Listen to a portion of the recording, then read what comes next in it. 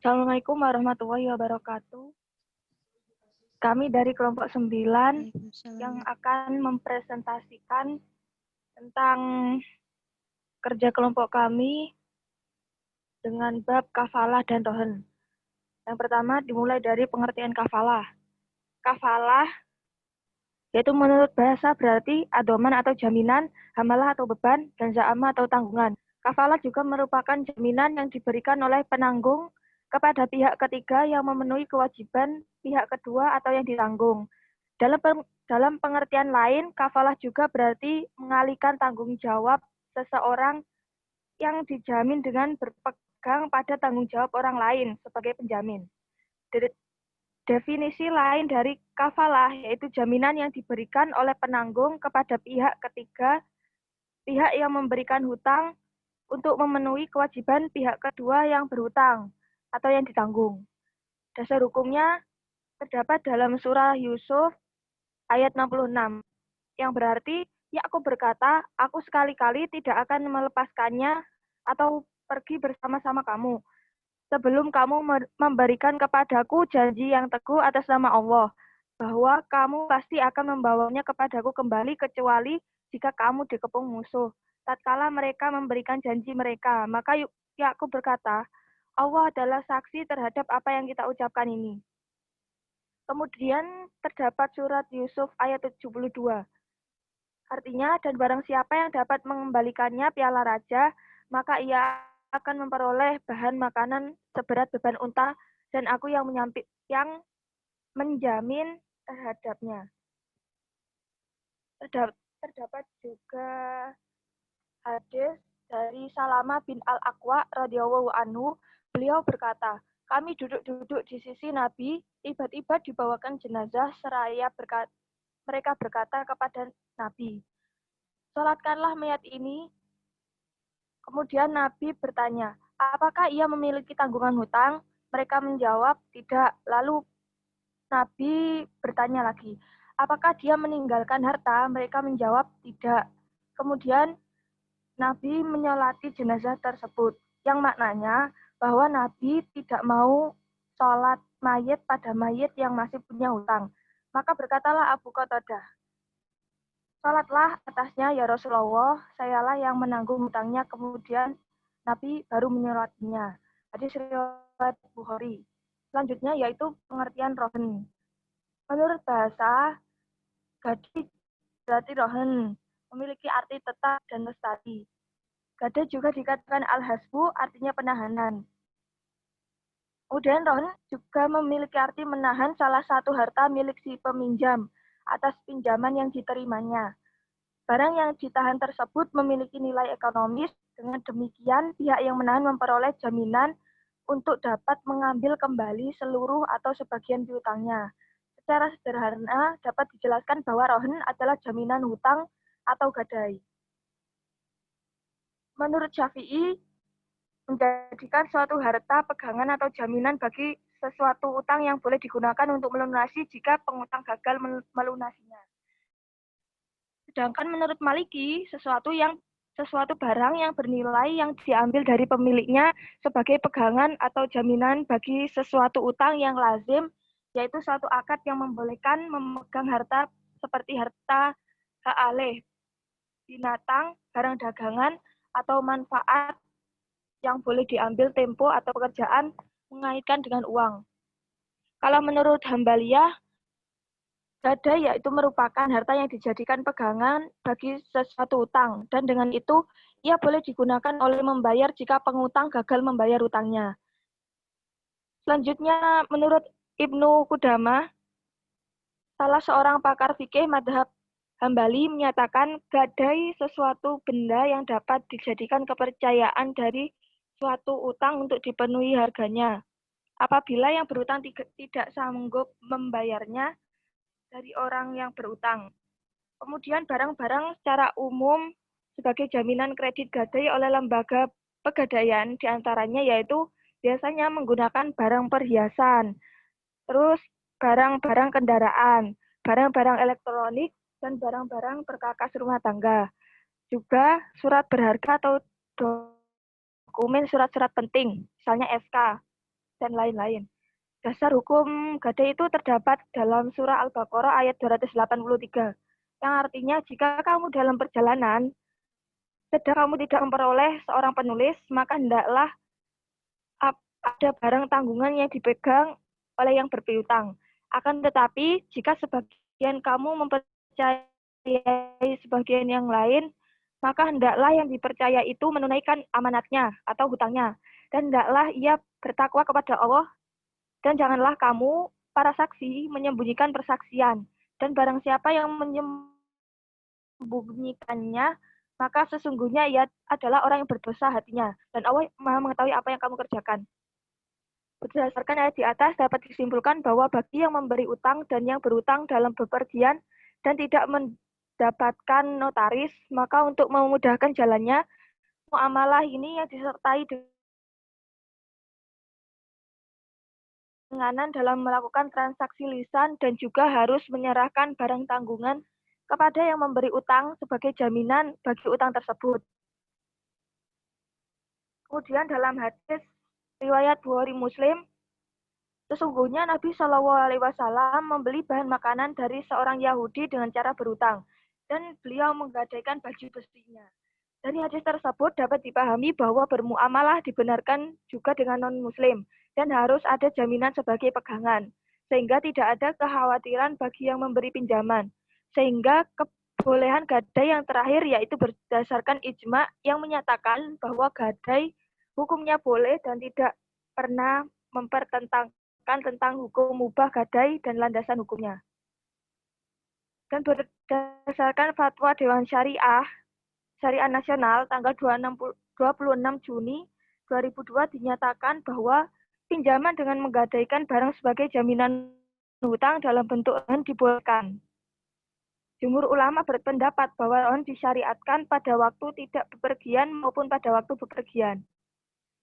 Kemudian selanjutnya akan dijelaskan oleh Mbak Vita Maisaroh mengenai penjelasan berikutnya.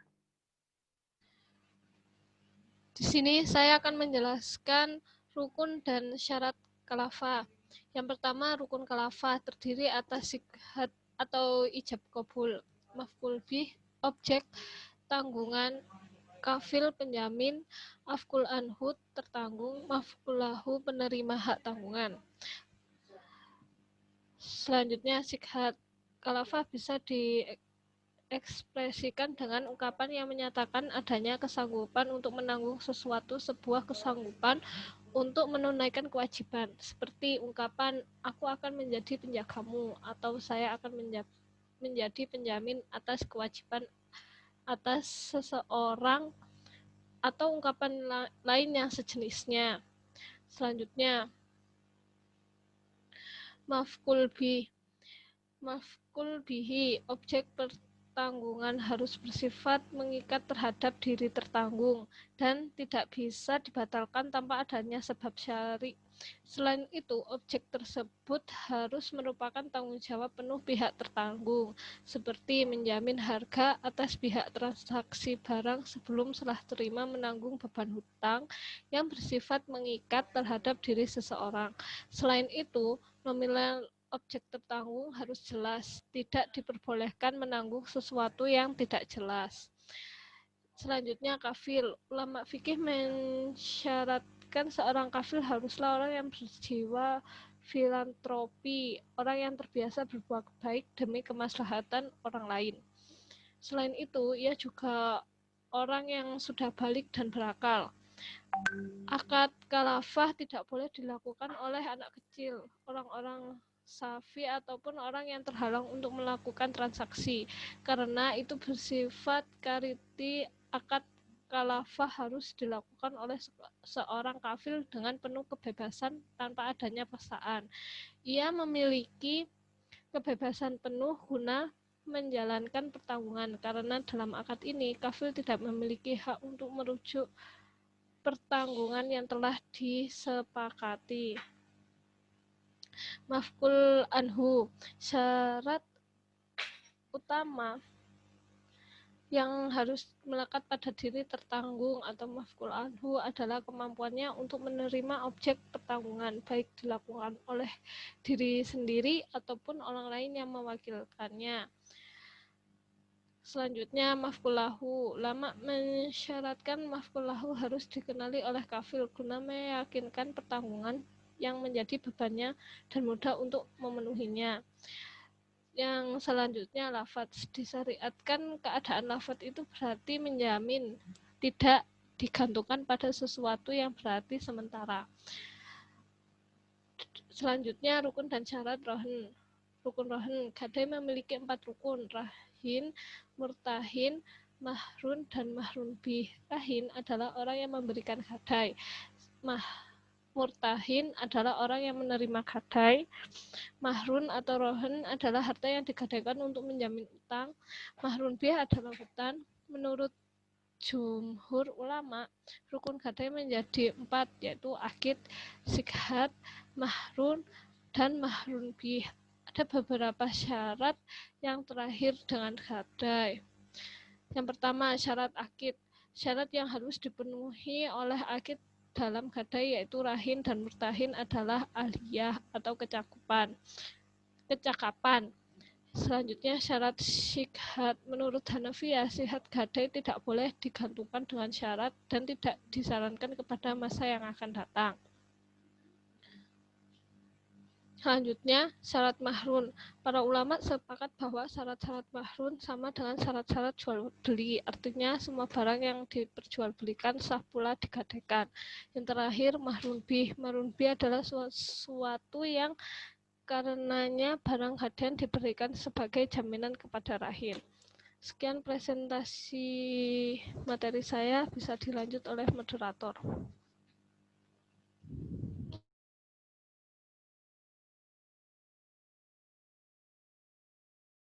Hukum yang akan dipresentasikan oleh Mbak Nidia Evi Yolanda. Kepadanya dipersilakan. Di sini saya akan menjelaskan akibat hukum kafalah dan rahan. Akibat hukum kafalah yang pertama, apabila orang yang ditanggung tidak ada atau pergi atau menghilang, maka kafli berkewajiban menjamin sepenuhnya dan ia tidak dapat keluar dari kafalah, kecuali dengan jalan memenuhi hutang yang menjadi beban asli atau orang yang ditanggung, atau dengan jalan bahwa orang yang memberi pinjaman atau hutang, dalam hal ini bank, menyatakan bebas untuk kafil. Atau ia mengundurkan diri dari kafalah.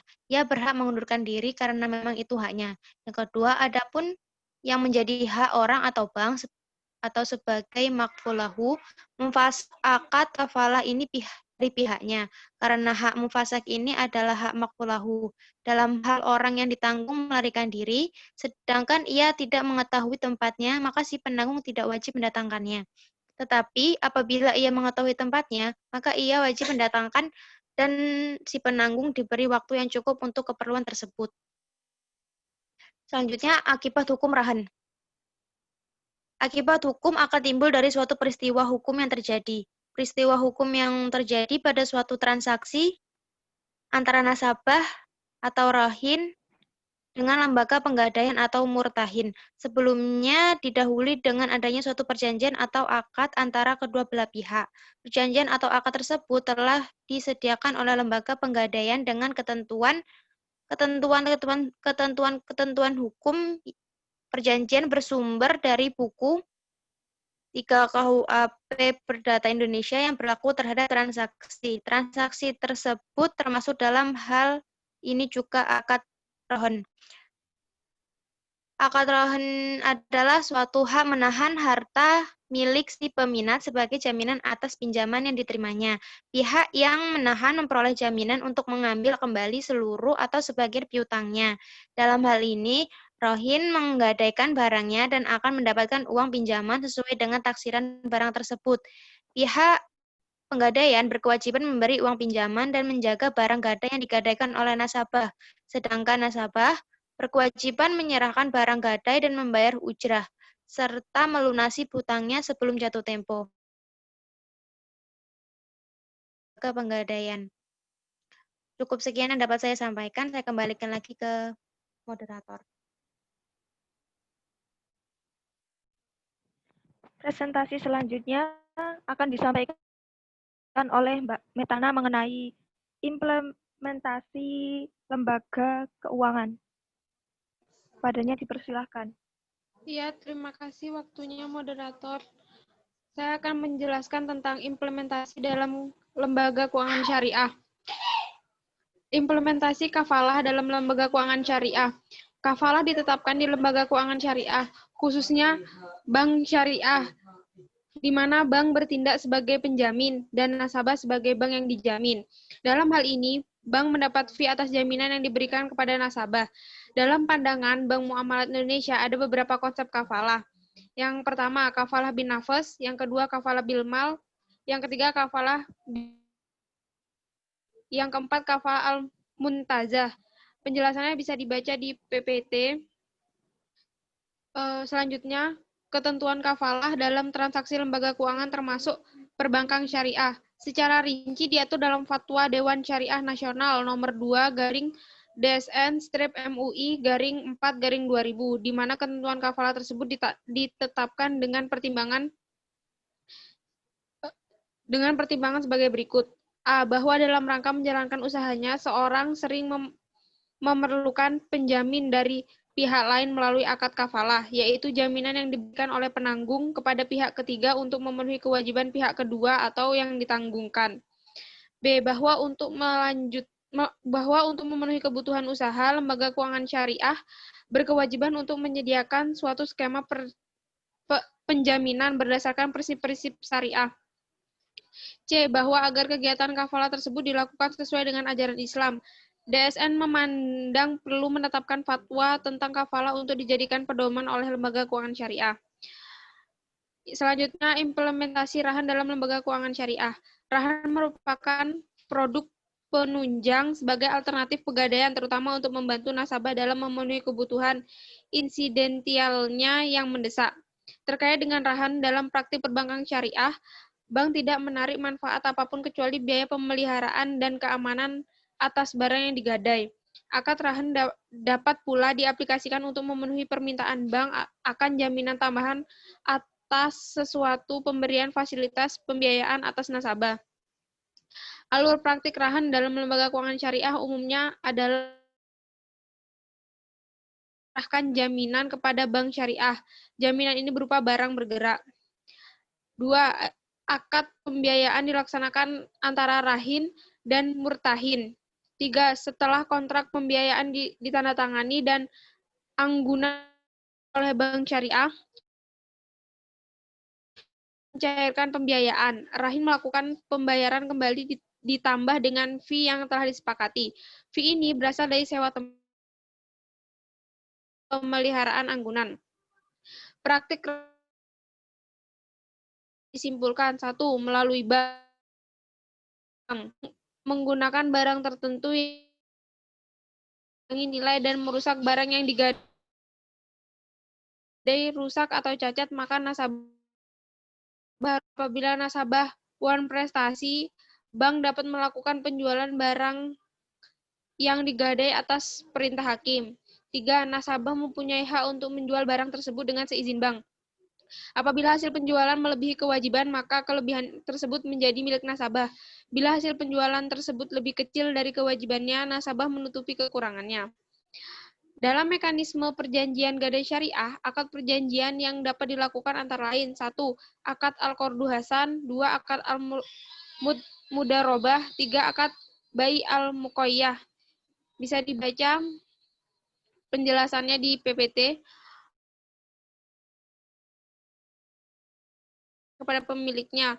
2. Rahan membayar hutangnya. 3. Barang gadai dijual sesuai permintaan hakim dan perintah rahin. 4. Pembebasan hutang dengan cara apapun meskipun tidak disetujui rahin. Sekian materi dari saya serahkan kembali ke moderator.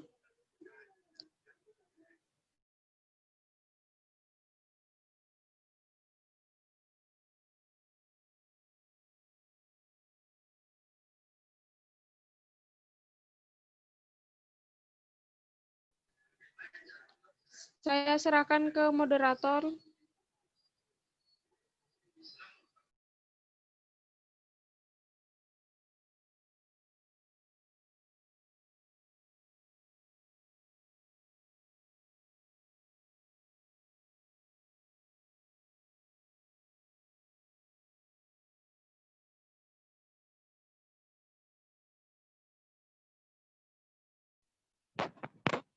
Mungkin itu saja dari kelompok kami yang dapat kami sampaikan. Apabila terdapat salah kata, mohon dimaafkan yang sebesar-besarnya.